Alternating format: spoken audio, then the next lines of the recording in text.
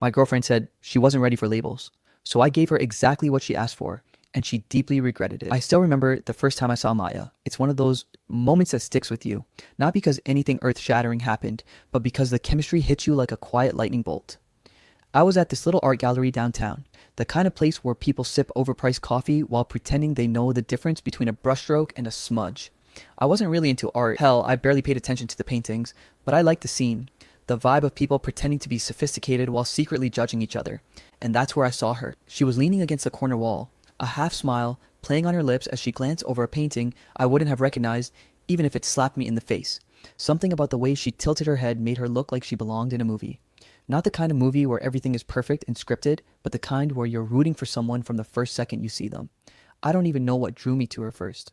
Maybe it was the confidence in her body language. Maybe it was the way she laughed softly at something I couldn't hear. Or maybe it was just the universe saying, "Here, pay attention." I worked up the nerve to walk over, pretending I was casually interested in the same painting. Classic move, right? Me pretending to be cultured. She noticed immediately. She looked at me with a raised eyebrow, like she already knew I was faking it. And maybe she did, because when she spoke, her voice carried this playful edge that made me want to keep talking to her forever. "Not a fan?"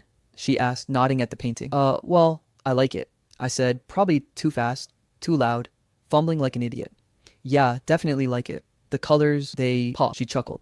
That laugh, that soft, lilting thing that made me feel like I'd just heard my favorite song for the first time, made me feel like I'd done something right. "Colors pop, huh? Bold analysis. I like it." I grinned. "Thanks. I try." And just like that, we started talking.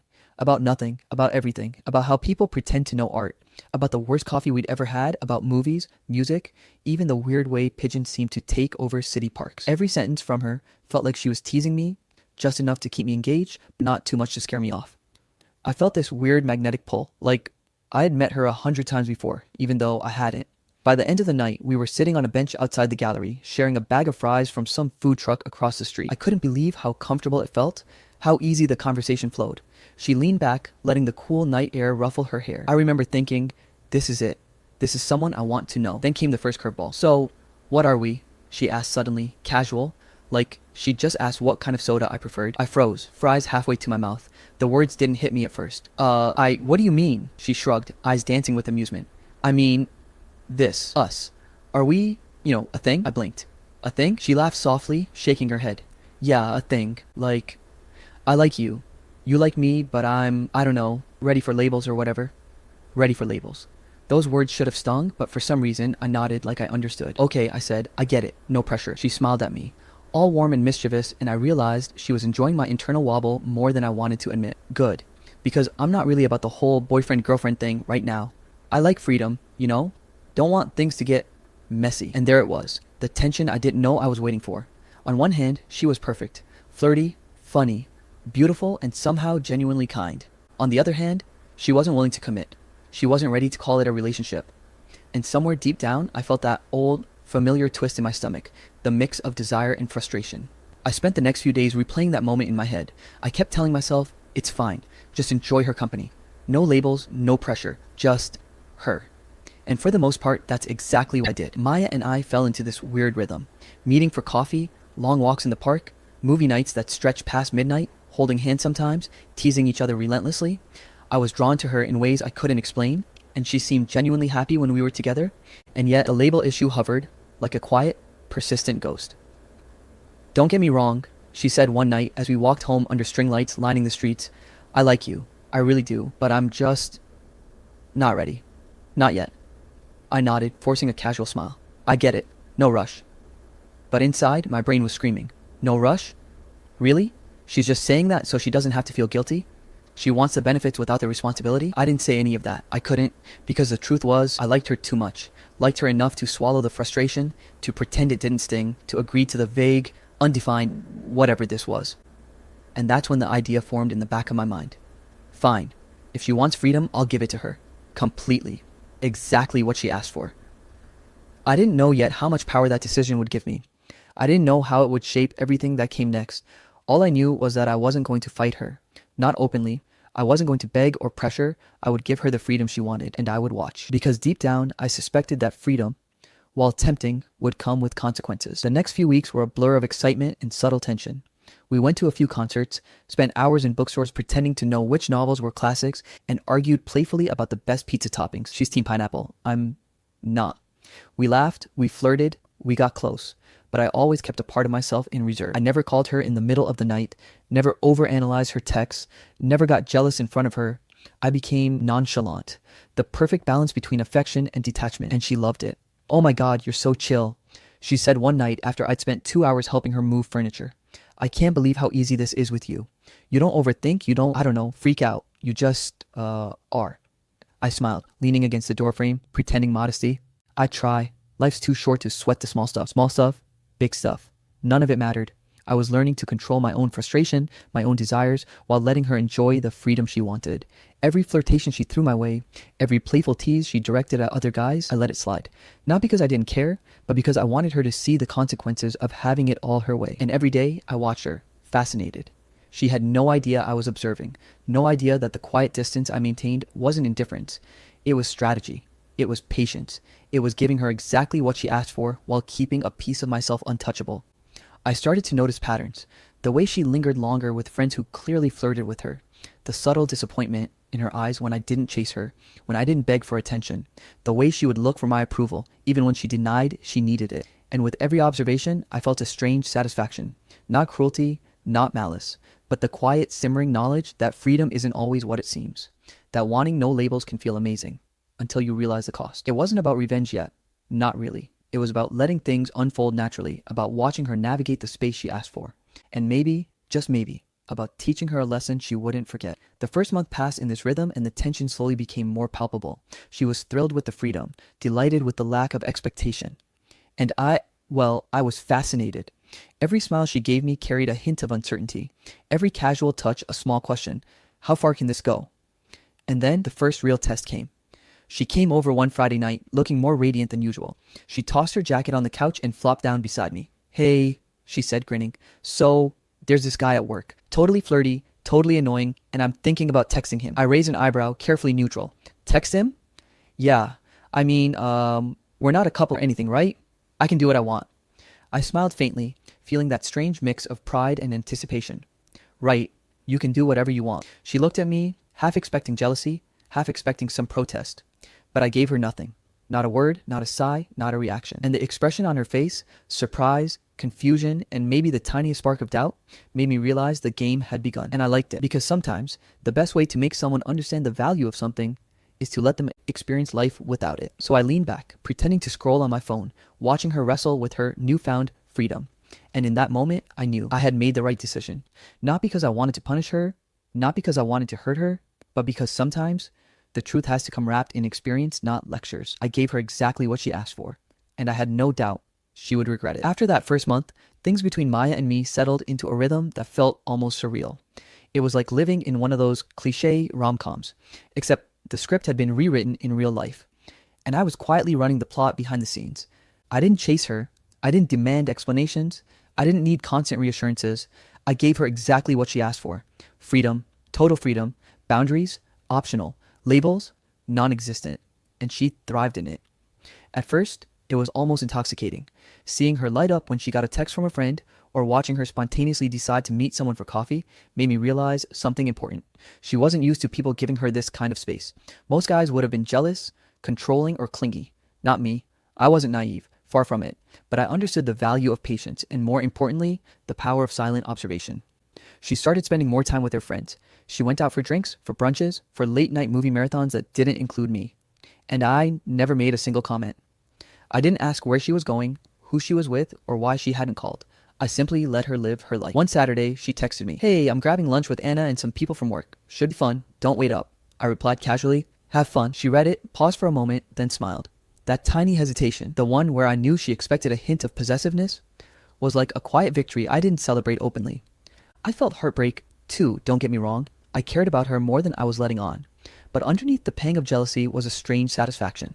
I was giving her exactly what she wanted, and in doing so, I was creating a mirror for her own choices. It wasn't long before she started dating casually. Nothing serious, just little flings, playful encounters with people she found attractive. And again, I said nothing, not a word. I didn't tell her it bothered me. I didn't text to subtly guilt her. I just stayed silent. The first time she mentioned someone in passing, some guy she met at a cafe, I felt that familiar twist in my chest. My fingers itched to text, to ask, to claim some territory that she wasn't willing to give me. But I didn't. Instead, I smiled and asked about the conversation she had with him, genuinely curious in appearance. "Oh, he's funny," she said, laughing. "We talked about movies and music. Totally random stuff. It's nothing, don't worry." "Nothing?" I repeated, feigning casual interest. "Sounds fun." Her eyes flickered.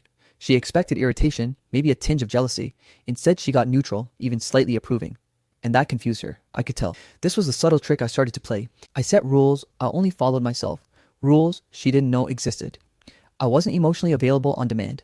I didn't text first. I didn't initiate plans constantly. I didn't chase. In essence, I created boundaries for myself that she had no control over, which gave me leverage without her ever realizing it. I watched her begin to test limits, pushing boundaries she assumed didn't exist. "Hey, I might hang out with him tonight," she said once, smirking.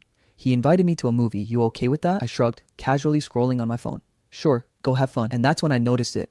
Her surprise. She expected me to panic, to argue, to subtly insinuate that she owed me exclusivity even without a label. But I didn't. I stayed calm, detached, and it unsettled her. She tried again over the next few weeks. She would flirt with other guys in front of me, make jokes about dating apps she had deleted months ago, even casually suggest meeting people for late night drinks while I stayed home. And I let it happen. Always calm, always non-reactive, always in control of my own emotions. Inside, it hurt. I won't lie. It was hard watching someone you care about act like you're just a convenient part of their life. But I kept reminding myself this was her choice. She wanted freedom. I was giving it to her, and in doing so, I was letting her see the consequences of her own actions in real time. The turning point, I realized, wasn't in the small interactions, but in her subtle need for approval. She wanted freedom, yes, but she also wanted me to care enough to react, and that contradiction was perfect. I didn't react, I didn't chase, I didn't beg, and I started to notice the first signs of frustration on her part.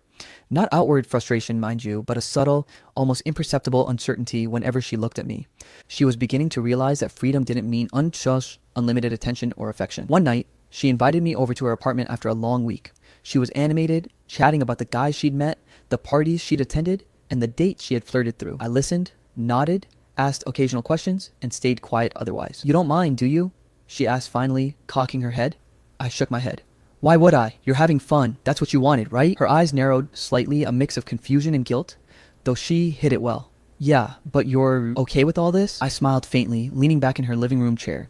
"I'm okay. I like seeing you happy." And that, I realized, was the moment she started doubting herself. She had freedom, but without the constant validation she secretly craved, the excitement began to feel different. It wasn't bad yet. Not at all. She was still enjoying herself. But the seeds of doubt had been planted. I kept observing, quietly, like a shadow in the corner. Friends would comment on her new, flirtatious energy, on how carefree she seemed. And she would laugh it off, but I could see it in her eyes. The small flicker of tension whenever I didn't chase, whenever I didn't react, whenever I held back affection that she didn't earn through consideration. There were nights I stayed up late, thinking about her, about the subtle dynamics we'd created. I wondered if she would ever notice that her newfound freedom came with a cost, that I wasn't some emotionless participant, but someone deeply aware of every interaction, every slight, every choice she made. And I realized I didn't mind that heartbreak if it meant teaching a quiet lesson about consequences. And then came the day she pushed it a little too far. She invited some guy she had met online to meet for coffee. Not a big deal on its own, except she casually mentioned it to me, expecting me to react like a stereotypical jealous boyfriend. Instead, I simply said, "Cool. Hope you have a good time." She paused, scanning my face for any hint of irritation. I gave none. None. And the confusion in her eyes was delicious in a subtle way. She didn't understand that by giving her exactly what she wanted, I had taken away the emotional safety net she thought she had. Over the next few weeks, this became a pattern. She tested limits, pushed boundaries, flirted openly, and I stayed calm. I didn't call, I didn't chase, I didn't react. And slowly, almost imperceptibly, I could feel the shift in our dynamic. She began to look for signs of attachment, for small indicators that I still cared, that I wasn't completely detached, and each time she searched, she found the same thing: controlled calm, quiet observation, and unwavering self-possession. It was fascinating to watch. I could see her wrestling internally, questioning whether the freedom she demanded was worth the subtle discomfort of not having me chase her, not having me fight for her, not having me bend to her whims. She had asked for freedom. I gave it to her, and with that freedom came responsibility. Responsibility to navigate the emotional landscape she had asked for, without me providing the safety net she had assumed existed. I won't lie, it hurt. It hurt to see her flirting, to see her laughing with others, to see her enjoying the very things she claimed she needed. But there was a strange satisfaction in knowing that she was slowly understanding, through experience rather than words, what freedom without boundaries really meant. By the end of that month, the change was subtle but undeniable. She wasn't the same carefree girl who had casually rejected labels. There was a quiet tension in her movement, a flicker of doubt in her smiles, and a growing awareness that the dynamic had shifted. She was beginning to see that giving someone freedom doesn't mean they don't matter. It means the absence of control can be its own kind of punishment. And I watched it all, quietly, patiently, waiting for the moment when the lessons would truly hit, because I had given her exactly what she asked for. And I knew, deep down, she would regret it. By the time we hit the 3-month mark, the dynamic between Maya and me had shifted in ways I hadn't fully anticipated, but I also knew it was exactly where it needed to be. Her freedom, which I had granted willingly, was no longer just a fun novelty. It had become a lifestyle. She reveled in it, almost intoxicated by the idea that she didn't belong to anyone, that no one could tether her. And the more she flaunted it, the more I realized that the real power of our relationship wasn't in me chasing her. It was in me quietly letting her discover the consequences of her choices. Maya's flirting had become overt. She would make jokes about the guys she met at work, laugh a little too long at texts from someone I didn't know, and casually comment on her friends' boyfriends in ways that clearly invited comparison. I didn't say anything. I didn't react. I became the calm center in her storm of attention, the constant she could rely on without ever realizing she was being tested. One evening, she invited me to a party with some of her coworkers. She was radiant, wearing that confident, mischievous smile that had first drawn me to her. She leaned into the group, animated and loud, telling stories with such ease that everyone laughed, including the men who were clearly interested in her. I stood slightly apart, sipping my drink, watching. I didn't mingle as she did. I didn't seek her attention. I simply observed. And I could see it. The tiny micro-expressions, the glances that lingered just a little too long, the flickers of uncertainty whenever she caught my eyes scanning the room. She wanted freedom, and she had it. But the freedom didn't come with the comfort she expected. Later that night, she came over to me, leaning in with that playful grin. "So, you're okay with all this, right? Me flirting, talking to everyone, having fun?" I smiled faintly. "Yeah, you wanted freedom, didn't you? Enjoy it." Her eyes widened slightly, and for the first time in months, I saw a hint of discomfort. She'd expected me to protest, to call her out, to show some jealousy, but I didn't. I stayed calm, detached, and in control. She didn't realize it yet, but the shift had begun. Over the next few weeks, she became more careless. She would go on late-night dates with friends, flirt openly on social media, even tease me about guys she'd met, expecting me to react like a typical boyfriend, but I didn't. I stayed quiet, my attention measured, my responses brief and neutral. Every time she tested a boundary, she discovered that I wasn't going to chase her, and that small absence, that deliberate withdrawal, started to gnaw at her confidence. It wasn't cruelty. I wasn't doing this out of spite. I was simply observing, letting her see the truth of what she had chosen. Freedom sounded amazing until the person you cared about the most refused to bend, refused to chase, refused to validate your whims, and that's exactly what she was starting to feel. One afternoon, she came over, breathless from a long run. She tossed her jacket on the couch and collapsed beside me. "You won't believe the messages I got today," she said, laughing. "Some guy from the gym actually asked me out. Can you believe it?" I nodded, pretending to be interested. "Sounds like fun." She looked at me, searching for the reaction she expected. None came, and I saw it. The subtle flicker of panic in her eyes, that unspoken question. Why isn't he jealous? Why isn't he upset? I leaned back, casually scrolling on my phone. "Enjoy your attention," I said lightly. "You wanted freedom, didn't you?" She frowned, realizing for the first time that my words were calm, but they carried weight. She had assumed freedom meant indulgence without consequence. But the consequence wasn't anger or jealousy, it was absence. It was detachment. And detachment hurt differently. Her enjoyment of her independence reached its peak the following week. She went out almost every night, coming home later than usual, laughing about the guys she'd met, sharing stories that were meant to provoke, and pushing the boundaries of what I tolerated. And I let it all happen. I didn't call, I didn't check in, I didn't chase. I simply existed as a quiet presence in her life, emotionally present only when it served the natural flow of the day. The first time she noticed the shift, it wasn't dramatic. There was no shouting, no confrontation. It was a small, almost imperceptible moment in the park. We were walking after grabbing coffee, and she tried one of her playful teases, something about a guy she'd been texting. "You don't care at all, do you?" she said, expecting a spark of irritation. I shrugged. "I told you. Freedom." She stopped walking and stared at me, frustration and disbelief in her eyes. You're not jealous? You're not even mad? You're just fine with all this?" I nodded. "I'm fine. You wanted exactly what you asked for. I'm letting you have it." The silence that followed was heavy. For the first time, I could feel her processing the consequences of her choices. She wanted freedom, yes, but she hadn't accounted for what it meant when the other person refused to react, refused to chase, refused to compromise. After that, the tension between us grew, subtle but undeniable. She became quieter at times, thoughtful, almost guilty, though she never admitted it. She would flirt less blatantly, hesitate before sending a provocative text, linger on my presence in ways that suggested she was starting to feel the absence I had created. And all the while, I stayed calm, patient, silent, observing, waiting. There was one night I'll never forget. She came home after a late night gathering, looking exhilarated but unusually quiet. I was sitting on the couch, reading as she flopped down beside me. She didn't speak immediately.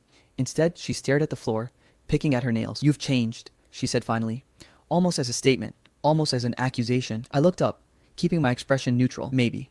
You've changed too." Her head snapped up. "What do you mean?" I smiled faintly. "You wanted freedom, you've been enjoying it, but you've also been noticing I don't chase, I don't get upset, I don't bend to your whims. And that's different, isn't it?" Her mouth opened, then closed. She wasn't used to this. Someone pointing out the truth without anger, without drama, without chasing. Her confusion was palpable. I don't know, she admitted, voice small. And that's when I realized the shift was complete. She was beginning to understand that freedom didn't come without consequences, that the absence of control from me carried its own weight. She was starting to feel the subtle pull of regret, even if she didn't fully understand why. The next few weeks confirmed it. She began seeking little signs of affection, small validations, an unexpected compliment, a touch, a glance, and each time I gave just enough to remind her I cared, but not enough to give her control. She noticed, she questioned, she tested, and with every interaction, the seeds of doubt I had planted were growing. It was fascinating, watching her navigate the consequences of her choices. She wanted freedom, she got it. She wanted no labels, she got none. But freedom without the balance of emotional connection, without the anchor of genuine commitment, started to feel different. It started to feel empty, and she was beginning to notice. By the end of the chapter, Maya senses it. The dynamic has shifted. She's no longer in control in the way she thought she was. She flirts less boldly, hesitates more, and sometimes casts anxious glances in my direction. But she doesn't yet fully understand why. The consequences are subtle, creeping, and deliberate, and that's exactly how I intended it. Because I had given her exactly what she asked for: freedom, independence, space, and in doing so, I had quietly taken the most powerful thing she had: certainty. By the fourth month, the fun and excitement that Maya had initially found in her freedom began to take a different shape. At first, it had been exhilarating for her. No strings, no labels, endless possibilities. But the novelty of that freedom started to fade, replaced by an unexpected emptiness. She began to notice that, while she was free to go wherever she wanted and flirt with whomever she pleased, there was something important missing. It wasn't dramatic at first. She laughed at the texts from other guys, met up with friends for spontaneous nights out, and continued to enjoy her life without constraints.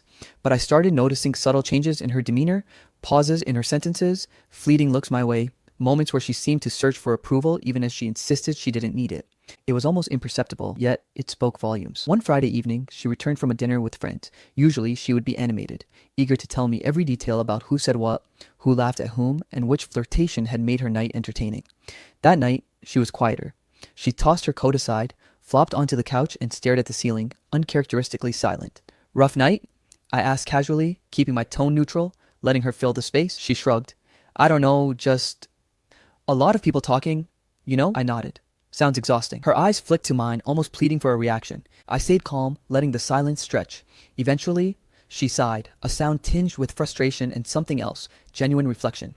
She realized, perhaps for the first time, that her freedom wasn't filling the gaps she hadn't noticed before.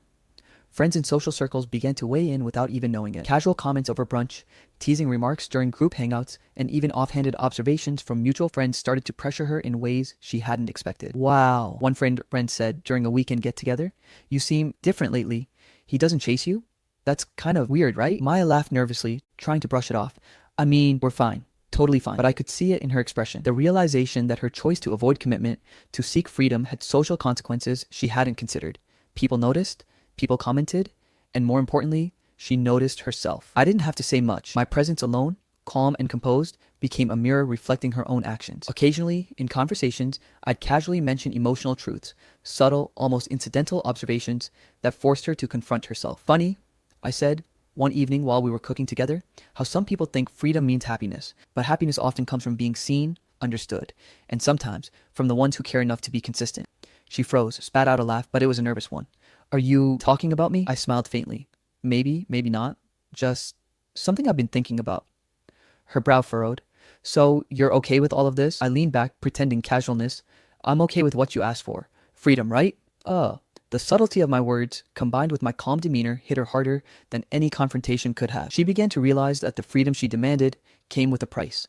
A lack of certainty, a lack of chase, a lack of emotional availability from me. The tension peaked over the following weeks. She started trying to win me back, as if she suddenly recognized that her choices had consequences she hadn't anticipated. Late night texts, playful teasing, hints of vulnerability, and tentative invitations to spend time together became frequent. She wanted my attention, my validation, my affection, but on her terms, and I didn't give in. One night, after a particularly long day, she came over looking disheveled but determined. "I feel like maybe I messed up," she said, her voice hesitant. I didn't rush to comfort her.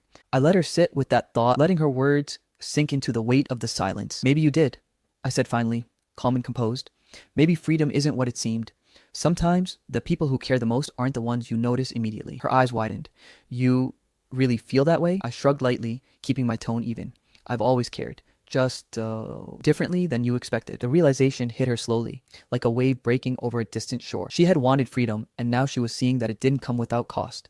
Her flirtations, her casual meetings, her no labels attitude, they had all created space, but in that space I had remained consistent, unreactive, in control. And the absence of chasing, of pleading, of emotional surrender made her confront the fact that she had taken someone's devotion for granted. Her attempts to regain my attention grew more frequent, but they were met with measured responses. I wasn't cold. I was present, but I remained distant enough to make her feel the consequences.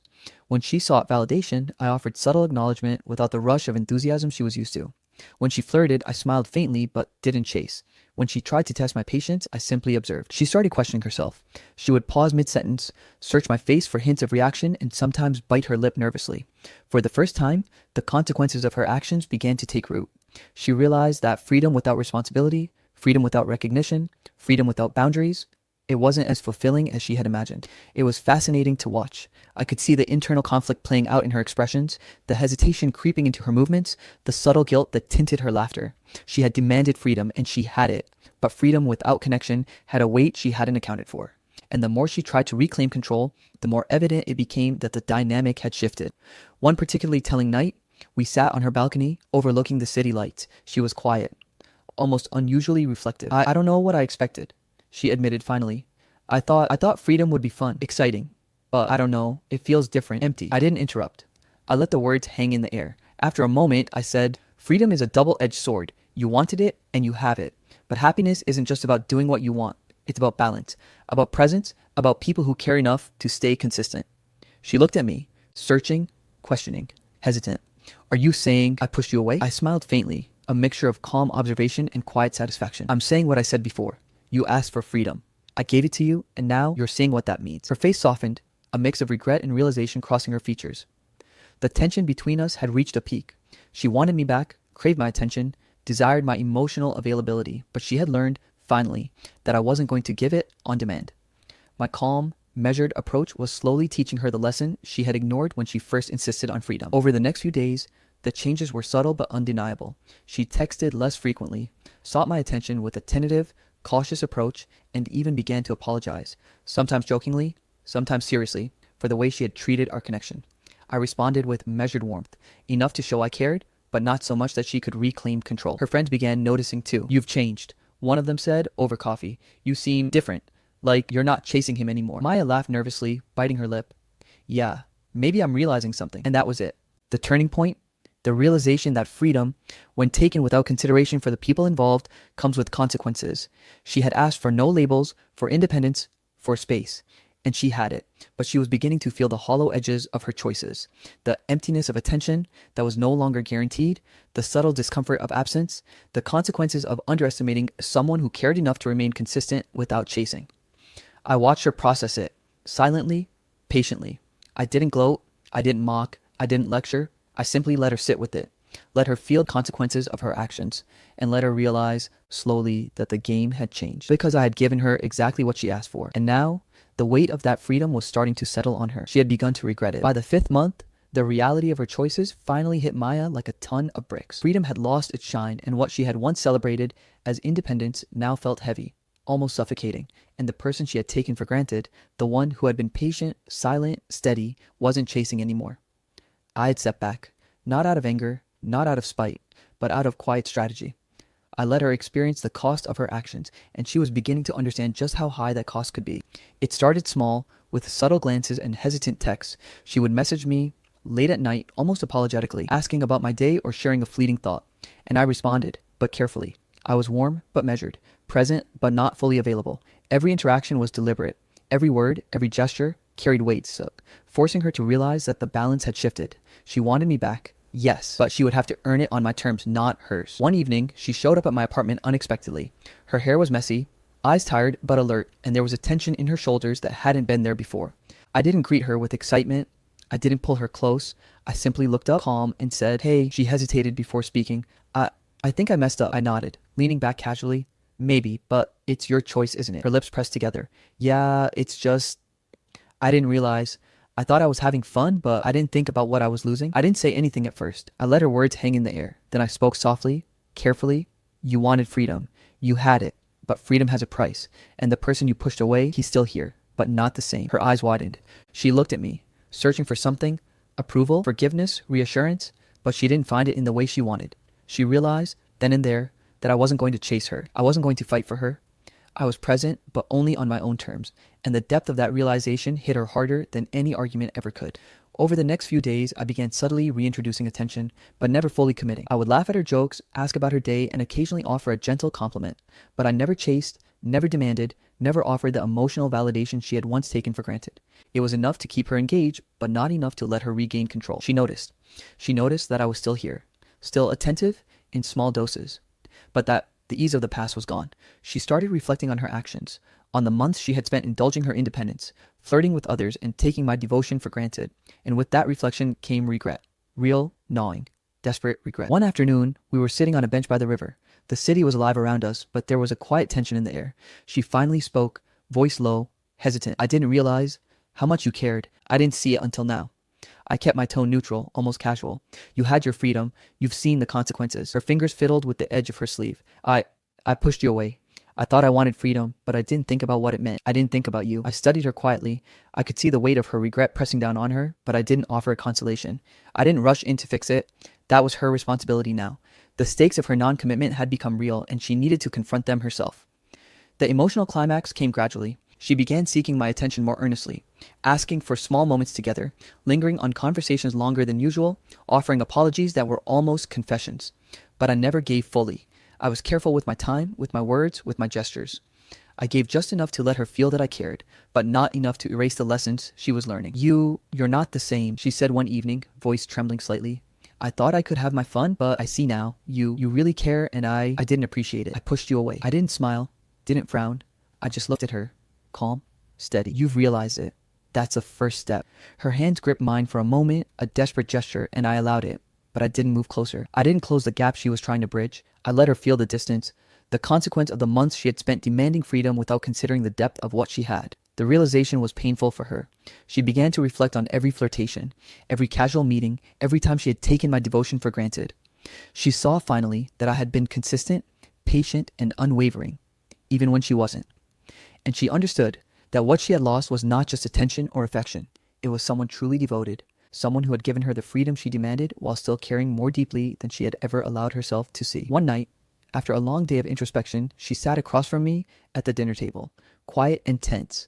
She finally whispered, almost to herself, "I don't know how to fix this. I don't know if I can." I reached across, placing a hand over hers, just lightly. "You don't fix it by chasing. You fix it by understanding, by realizing what you've done and how it affects others." Her eyes filled with tears. "I see it now. I see what I lost. I see you." I nodded slowly, not saying more. Her regret was genuine, and I wanted her to sit with it, to feel it fully. Only then would she truly understand the weight of her choices. Over the next few weeks, she tried again, more subtly, attempting to regain some of what she had lost, but it was never fully within reach.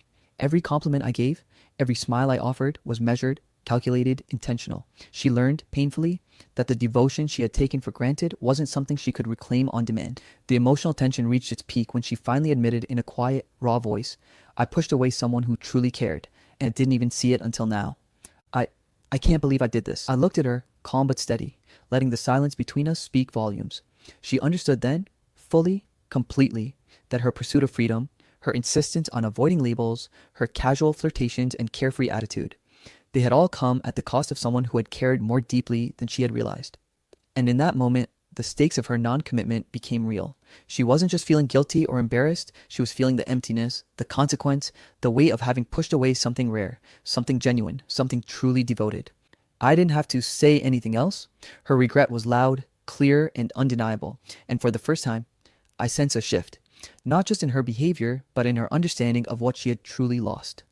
Because I had given her exactly what she asked for: freedom, space, no labels, and in return, she had discovered the cost of her own choices, the absence of someone who had cared without condition, someone whose patience and devotion had been underestimated, someone whose emotional presence she had taken for granted. Well, and that realization, that was hers to live with. It all came to a head one quiet evening, the kind of night where the city lights blur into streaks of gold and silver, and everything feels like it's holding its breath. Maya showed up at my apartment again. Hesitant, awkward, but with determination written all over her. I had seen that look before, the one that said she finally understood the weight of her choices.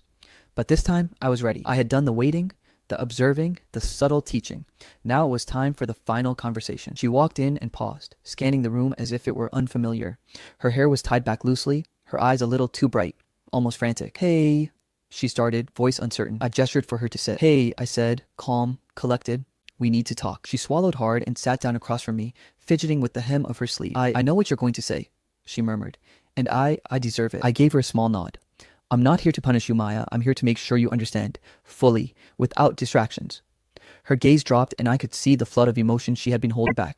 The regret, the fear, the frustration, and the desperate longing that had been growing over the past months. I didn't realize.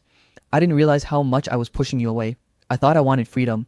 I thought I didn't need anyone. But I see now. I see what I lost.